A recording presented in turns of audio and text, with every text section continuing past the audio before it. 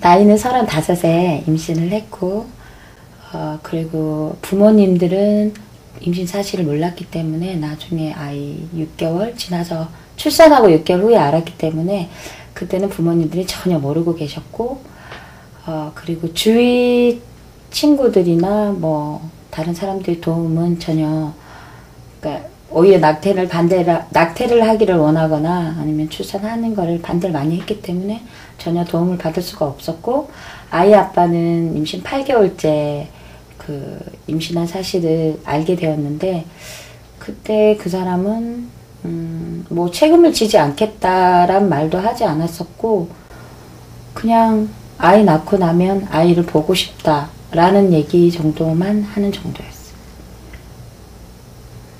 임신하고 나서 낳기로 결정하고 나서, 그러고 나서 입양을 할까 키울 수 있을까 고민을 되게 많이 했는데, 입양 결정을 하게 된 계기는 일단 가족 중에 알고 계시던 오빠가 제일 많이 반대를 했고, 부모님 때문에 그 한국 사회에서 미혼모로서 아이를 혼자 키우는 것은 나만의 문제가 아니었기 때문에 입양을 보낼까 아이를 키울까를 고민을 거의 한 4개월, 한 3개월에서 4개월 굉장히 많은 고민을 했는데, 2개를 놓고 결정을 하고 고민을 하다가 입양 상담을 받고, 입양 기관 상담을 받고, 이제 출산을 조금 아이가 좀 일찍 태어났기 때문에 집에서 굉장히 오빠가 많이 입양을 권고를 하고 했기 때문에 아이가 태어나자마자, 그러니까 12시간이 되지 않아서 입양 기관으로 태어나서 바로 보내고,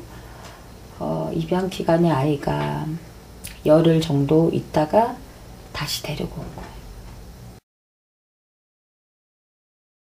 새벽 3시 조금 안 돼서 아이를 낳았는데, 아이 얼굴을 한 번밖에 못 봤어요. 그 다음날 오전에 아이를 입양 기관에 보냈었는데, 집으로 그날 돌아왔어요. 병원에서 더 있지 않고. 그러니까 아이가 떠나고 난 병원에서 내가 더 있기가 너무 힘들어서 돌아와서 밤새 생각을 해봤는데,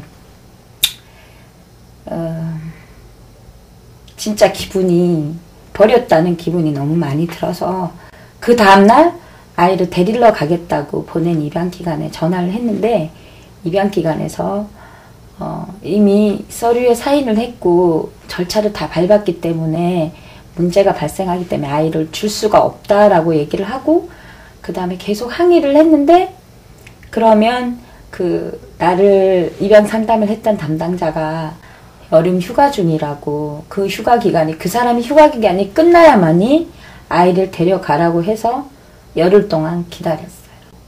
혼자서. 전화로 그냥 혼자서.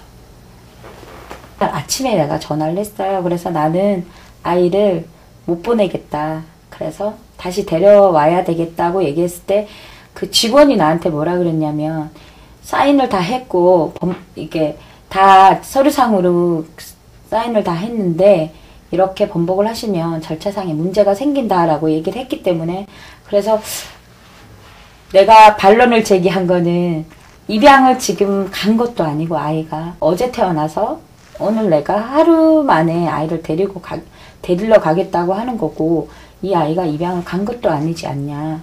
그래서 내 아이를 내가 데리러 가겠다는데 왜 못 데려가게 하느냐라고 얘기를 했더니, 이미 서류가 내가 사인을 다 했다는 거죠. 거기다가 입양을 보내겠다고.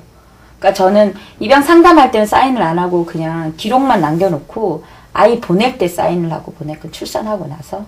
그러니까 문제가 되지 않는다는 거죠. 거기는 입양 기간에 아이를 찾으러 가는 날도 아침에 전화를 해서 위치를 물어봤을 때도 거기 너무 불친절하게 알아서 오라고 얘기를 했었고, 그리고 갔는데 이제 이렇게 뭐 찾아오는 그 사인을 해야 돼요. 근데 나는 보통의 엄마들한테는 돈을 요구를 했었어요. 하루에 뭐 2만 원씩 그때 요구를 해서, 나랑 함께 출산한 사람도 요구를 해서 돈을 주고 데려온 친구도 있었는데, 나한테는 돈을 요구를 하진 않았는데, 데리러 갔는데 이제 인수증이라고 쓰라고 하더라고. 아이를 인수해서 가겠다는 인수증을 쓰고 아이를 데리러 이렇게 아이 육아방에 들어갔는데, 정말 가슴이 아팠던 게, 그 아이가 누워있는 그 방이 이쁜 벽지도 아니고 이쁜 모빌이 달려있는 것도 아니고, 그냥 이런 그 사무실 벽이 있는 거기에 내 아이가 혼자 누워있는 거야.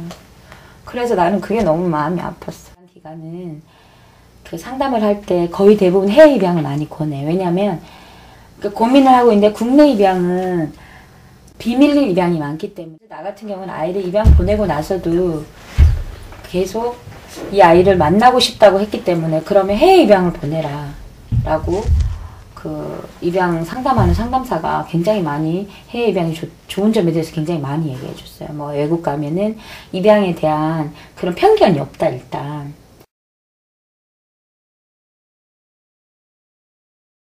친권 포기서는 입양 상담을 3군데에서 받았어요. 홀트, 동방대학. 입양 상담을 하는 모든 입양 기관에서는 친권 포기 각서를 받을 수 없다는 걸, 법적으로 효력이 없다는 얘기를 안 해주니까, 그 모든 미혼의 엄마들은, 나도 몰랐으니까, 나도 아이가 4살이 되어서야 이 친권 포기 각서는 요구할 수도 없는 일이고 써도 안 되는 거라는 걸 그 나이에 그때 알았으니까. 근데 지금도 입양을 생각하고 있는 엄마들은 지금도 친권 포기 각서를 쓰고 있을 거고, 그게 내가 포기하지 않아도 되는 건데 이쪽에서 요구하는 거라는 걸 모르고 있을 거라고 생각해요. 입양 기간의 행포. 근데 아직까지도 그런 일들이 일어나고 있는 거예요? 지금도 저는 그렇게 친권 포기 각서는 다 받아요. 입양 기관에서. 입양을 보내려면. 미혼모라고 하면 보통 사람들이 생각하는 게 그냥 뭔가 잘못을 저질렀다고 생각하기 때문에, 그 사람이 정말 어떤 사람인가를 알기 전에 그냥 결혼하지 않고 아이를 낳았다는 것 하나만으로도 이 사람은 부정한 사람이고 세상 사는 그 룰 안에서 벗어난 사람이라고 생각하기 때문에, 차별은 지금도 내가 아이를 낳을 2005년도엔 지금보다 더 심했지만 나도 차별은 많이 받았죠. 그리고 사실 그 가게를 운영을 하다가 미혼모인 걸 알았기 때문에, 그게 알려졌기 때문에 문을 닫은 거잖아요. 취직을 할 때도 요즘 거의 대부분이 가족관계 증명서 내고 하면 어쩔 수 없이 다 나오는 거고, 내가 운영하는 그 가게를 다 찍어서 내보는 거야. 그러니까 그 가게에 오는 사람들, 그 가게를 지나다니는 사람들, 그런 사람들을 모든 사람이 다 알게 된 거지. 그래서 사람들이 그때부터 전화를 나한테 하고 사실이냐라고 확인을 하고, 그러고 나서 1달, 2달, 3개월 지나니까 가게 매출이 떨어지더니 거의 6개월 정도 되니까, 직원들 급여도 줘야 되고 한데 6개월 정도 되니까 매출이 뚝 떨어져서, 근데 그게 매출이 떨어진 거는 덜 힘들었는데 사람한테 받는 상처가, 내가 거의 거기에 있은 게 3년 가까이 있었는데, 어떤 데는 가족같이 지내던 사람들, 내 집에 와서 같이 밥을 해먹고 지내던 사람들, 나란 사람을 몇 년을 함께 가족처럼 지내던 사람을 미움을 것 때문에 나를 나쁘게 생각을 해서, 나를 나쁜 사람을 취급을 해서 안 만난 거지. 안 만나고 그랬던 것이 너무 마음 아프고 힘들었던 거지.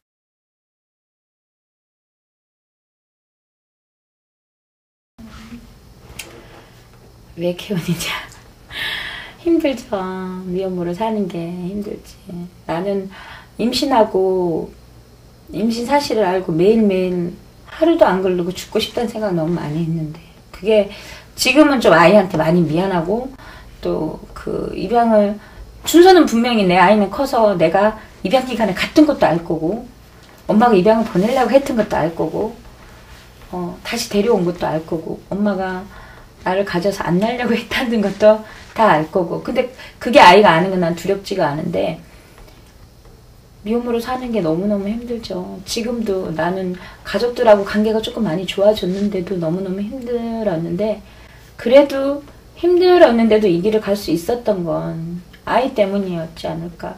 가끔씩 내가 만약 이 아이를 키우지 않고 입양을 보냈다면 어땠을까 하는 생각을 하면 끔찍하다는 생각이 들 때가 있어요.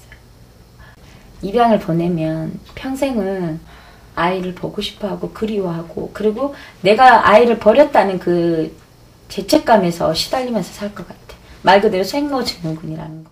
그렇게 선택하기까지 너무너무 힘들었지만 아이 때문에 힘들어도 버틸 수 있었고 또 앞으로도 아이 때문에 정말 열심히 살 수 있을 것 같고 그리고 생활이 힘들어도 생활이나 그 경제적인 문제든 아니면 이렇게 인간관계의 문제든 힘들어도 그래도 아이가 있어서 그 힘든 점이 정말 우리 아들 웃는 모습을 한번 딱 보고 나면 아 이래서 사는 거구나 싶어서 그래도 위안이 많이 되죠.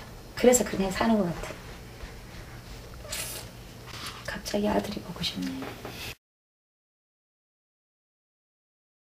미스 맘마미아는 그냥 우리 그 온라인상으로 우리 미혼모들이 서로 아픔을 공유하고 정보를 교환하고 또 내가 가진 것들 나눠주고 하는 그런 미스 맘마미아라는 카페의 이름이고 또 거기서 정말 많은 미혼모들을 만나고 정말 다양한 미혼모들이 있구나도 알게 됐고 그 사람들 개개인의 사연들이 너무 다르고 그렇지만 아이를 지키려고 하는 엄마들이 정말 많구나. 우리 미혼모 가족협회의 최종적인 목표는 차이는 있으나 차별이 없는 세상을 우리 아이들에게 물려주고 싶은 거고 분명히 아빠가 없는 것은 다른 아이들과 차이는 있을 수 있지만 그것 하나만으로 우리 아이들이 세상에서 차별받으면 안 된다고 생각을 해요. 그래서 자기 능력만큼만 정말 인정받을 수 있는 그런 세상을 만들어주기 위해서 우리 협회가 만들어졌고 앞으로도 그러기 위해서 활동을 할 거고 사회가 국가가 우리에게 무엇을 해달라 그러니까 어떻게 해줬으면 좋겠냐는 아이나 엄마들이 정말 자립할 수 있게 경제적인 지원도 물론 필요하지만 나는 정말 해야 될 게 국가에서 해줘야 될 게 인식 개선인 것 같아요. 인식 개선을 해줘야 되는 게 아니 입양기관도 공익광고를 한다고요. 입양을 많이 합시다 하고 유명 연예인들이 나와서 다 가슴으로 나와서 사랑으로 키웁니다 라고 공익광고를 하는데 정말 가슴으로 낳고 몸으로 낳고 사랑으로 키우는 엄마들을 위해서는 왜 이런 대단한 엄마들을 위해서는 국가에서 그런 시선이나 뭐 편견이나 이런 거에 대한 그런 차별에 대한 그런 공익광고를 안 해주냐고. 활동을 하지 않았으면 마음이 그냥 이렇게 막 지금처럼 이래야 될까 저래야 될까 아니면 세상에 부딪혀서 상처받고 울고 가슴 아프고 주저앉고 그런 일들은 겪지 않고 살지만 항상 그 아이를 입양 보내고 다시 데려오고 나서는 내가 그 육아일기에 써놓은 것처럼 어떠한 일이 있어도 나는 너를 지켜줘야 되고 엄마는 정말 당당한 엄마가 되어줄게 라고 얘기를 했기 때문에 내가 말하지 않으면 내 스스로가 아이를 혼자 낳아서 키우는 미혼모가 잘못된 사람이라고 인정하는 것 같은 생각이 드는 거야. 그러니까 내가 미혼모는 정말 부정한 사람이고 잘못을 저지른 사람이라고 인정을 하는 거란 생각이 들고 나는 그렇지 않기 때문에 엄마는 그런 사람이 아니다. 준서가 엄마 미혼모가 뭐야? 라고 물어봤을 때 결혼 안 하고 아이를 낳은 엄마가 미혼모다. 근데 엄마 미혼모가 나쁜 사람이야?